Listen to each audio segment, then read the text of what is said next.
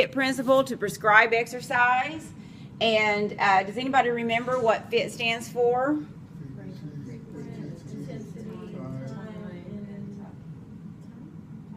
Yes, exactly. Okay, so frequency, how often, and then intensity, how hard, time, how long, and type. So pretty easy. But remember, this is basically the ranges here. With moderate intensity, how often do we want to encourage exercise? And this is cardiovascular fitness training. 5 days, exactly. 5 or more, greater than or equal to 5 days per week, okay? Because that was that minimum recommendation by the American College of Sports Medicine.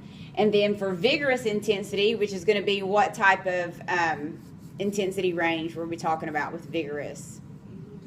Yeah, the higher intensity, closer to 80, maybe above. So we're saying how many days a week here?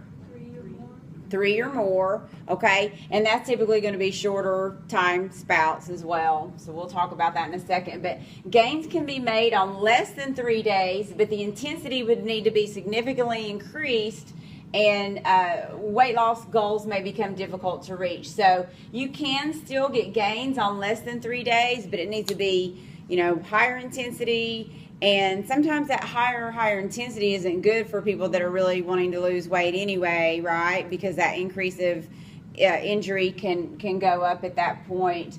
But it may be harder for them to reach their goals because they're not getting more days per week, okay?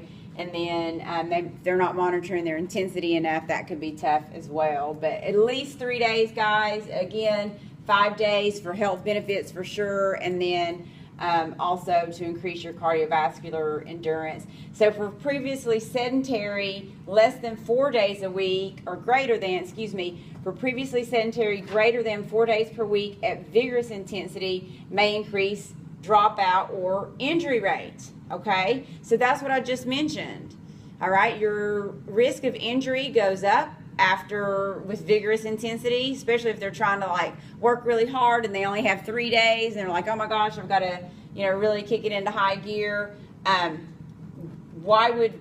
So injury rate can increase, but why would dropout maybe increase? It's just too hard. They're worn out. They're like, this is too tough. You know, they'll tell themselves they can't do this, you know, their body hurts or whatever. And then the main thing too is that injury, you know, they're just like, so again, if someone's previously sedentary, would you recommend them getting on a vigorous intensity program right away anyway?